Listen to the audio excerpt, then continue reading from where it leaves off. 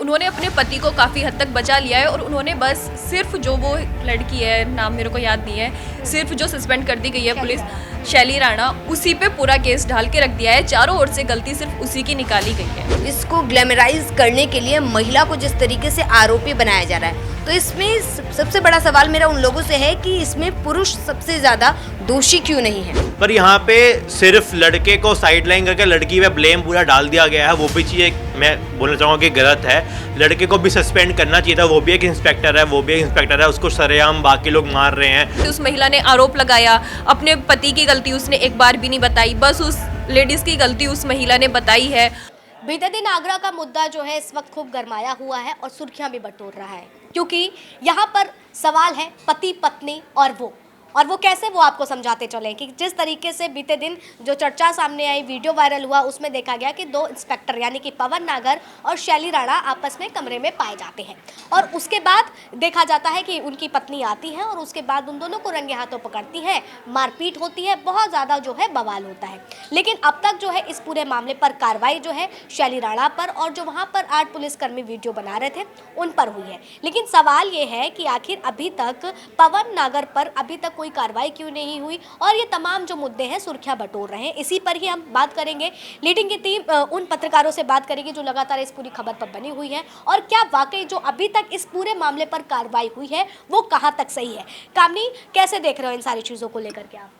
देखिए, अगर कार्रवाई होने की बात है तो कार्रवाई तो दोनों पे होनी चाहिए, क्योंकि दोनों आरोपी हैं, दोनों ने गलत किया है, तो कार्रवाई दोनों पर होनी चाहिए। और दूसरी बात सबसे अहम ये है आस्था कि जिस तरीके से इस पूरे जो मुद्दा है इसको ग्लैमराइज करने के लिए महिला को जिस तरीके से आरोपी बनाया जा रहा है, तो इसमें सबसे बड़ा सवाल मेरा उन लोगों से है कि इसमें पुरुष सबसे ज़्यादा दोषी क्यों नहीं है। उसके 2 बच्चे हैं, 20 साल शादी की हो चुकी है, तो फिर वो जब महिला को धोखा दे रहा है, अपनी पत्नी को धोखा दे रहा है, तो फिर उसको लेकर सवाल क्यों नहीं उठ रहे हैं। क्योंकि हम अक्सर देखते हैं कभी भी ऐसा मुद्दा आता है, कुछ भी आता है या महिला के साथ ही कुछ गलत होता है, लड़कियों के साथ कुछ गलत होता है, तो तुरंत उसी के ऊपर आरोप लग जाते हैं। रात में क्यों निकली, इसीलिए उसके साथ गलत हुआ। हमने सबने देखा कि निर्भया के समय भी क्या हुआ था। मतलब हर चीज़ में महिलाओं को ही दोषी माना जाता है, जो बिल्कुल गलत है।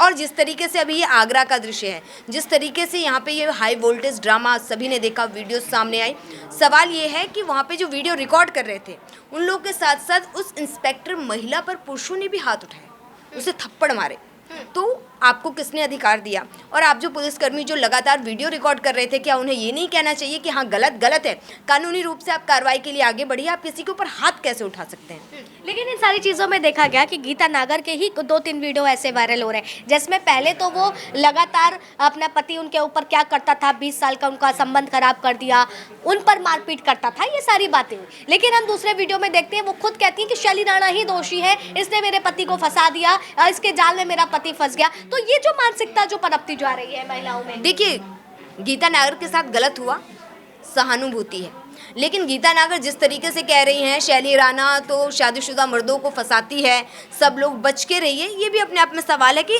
आपके साथ गलत हुआ वो ठीक है, लेकिन आप बिना किसी सबूतों के कैसे आप एक दूसरी महिला पे इस तरीके के घिनौने आरोप लगा सकती हैं।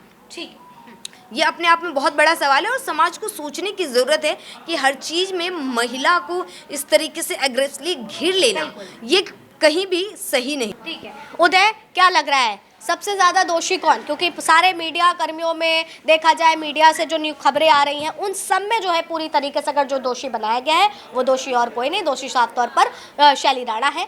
पवन नागर का क्या इसमें कोई दोष है?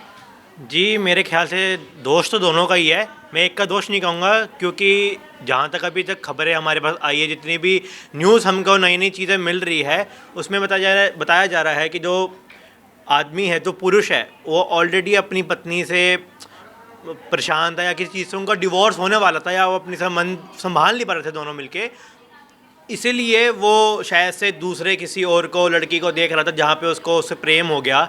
एंड उसके बाद उसने उसको घर पे भी बुलाया, उनके जो भी चीज़ें हुई उसके बाद उसके नीचे तमाशा भी इतना बड़ा हुआ।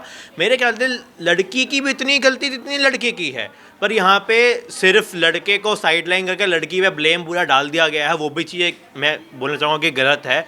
लड़के को भी सस्पेंड करना चाहिए था, वो भी एक इंस्पेक्टर है, उसको सरेआम बाकी लोग मार रहे हैं, वो चीज़ बिल्कुल गलत है। उनको किसी ने हक नहीं दिया है इस पर हाथ उठाने का।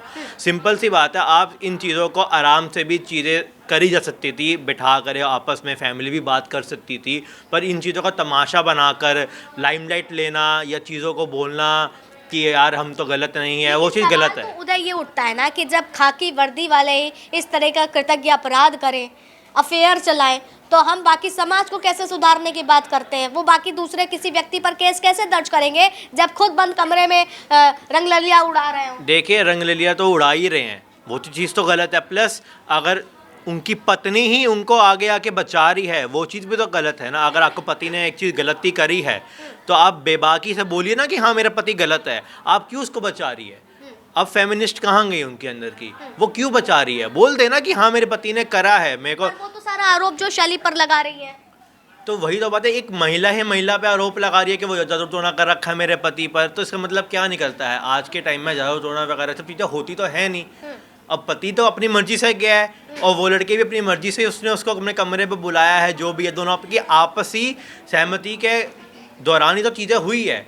तो पर उसकी पत्नी का सिर्फ उस लड़की पर आरोप लगाना ही सबसे बड़ी बात है कि वो लड़की ही लड़की की नहीं है, वो लड़की ही उस लड़की पे आरोप लगा रही है कि उसने ही। कहते हैं ना कि एक महिला दूसरी महिला की दुश्मन होती है। बिल्कुल सही, बिल्कुल करेक्ट बोला आपने। हाँ। एक महिला यूवी, क्या लग रहा है, क्या होनी चाहिए कार्रवाई, और जो अभी तक कार्रवाई हुई वो सही या गलत?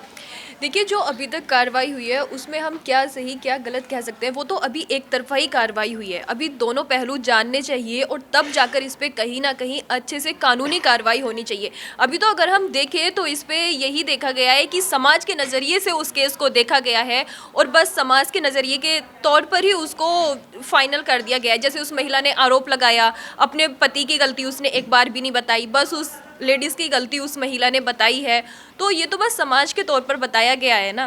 लेकिन कहते हैं ना कि कानून अंधा होता है, लेकिन ये जो फैसला हो रहा है, जो कार्रवाई हो रही है, वो तो समाज के नज़रों से होने लग गई, जैसे कि अभी आप भी बता रही है इस बात को। समाज की नज़रों से ही कार्रवाई हुई है, कानून तो अभी इसमें आया ही नहीं है। कानून आया है ना कि उस महिला को सस्पेंड कर दिया, कानूनी तौर पर भी तो उसके अभी पूरी जांच करनी चाहिए थी।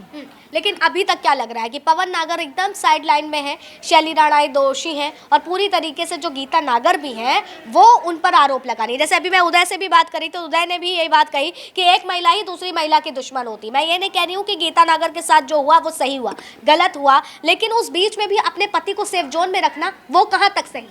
वो बिल्कुल सही नहीं है। अगर ये देखा जाए तो ये जो वो है गीता नागर है, उन्होंने ही इस केस को सिर्फ उस लेडीज़ पे ढाल के रख दिया है। उन्होंने अपने पति को काफ़ी हद तक बचा लिया है और उन्होंने बस सिर्फ जो वो लड़की है, नाम मेरे को याद नहीं है, सिर्फ जो सस्पेंड कर दी गई है पुलिस, शैली राणा, उसी पे पूरा केस ढाल के रख दिया है। चारों ओर से गलती सिर्फ उसी की निकाली गई है। ठीक है, तो देखिए पति पत्नी और वो वाली जो मिस्ट्री है वो साफ तौर पर यहाँ पर क्लीन आउट होते हुए दिख रही है। किस तरीके से, चाहे वो पत्नी हो, चाहे फिर वो सारी चीज़ें जो है वो पूरी तरीके से जो वो यानी कि जो तीसरी है शैली राणा, उन पर तो आरोप तय कर रही है, लेकिन पवन नागर पर अभी तक कोई भी कार्रवाई नहीं की गई है। पवन नागर पूरी तरीके से एकदम क्लीन आउट दिख रहे हैं और जो चीज़ें हुई हैं वो अभी तक शैली राणा पर हुए। तो वही सवाल तो यही है कि आखिर शैली राणा ही दोषी क्यों, पवन नागर क्या इसमें दोषी नहीं है? पवन नागर के खिलाफ अभी तक कार्रवाई क्यों नहीं हुई है और पवन नागर आखिर कब तक इन सारी चीज़ों से बचते रहेंगे? और जो उनकी पत्नी है वो साफ तौर पर जो है पूरी तरीके से सेफ जोन में उनको रखती आ रही है, ये कहाँ तक सही है? फिलहाल तब तक के लिए आप बने रहे लीडिंग भारत पर।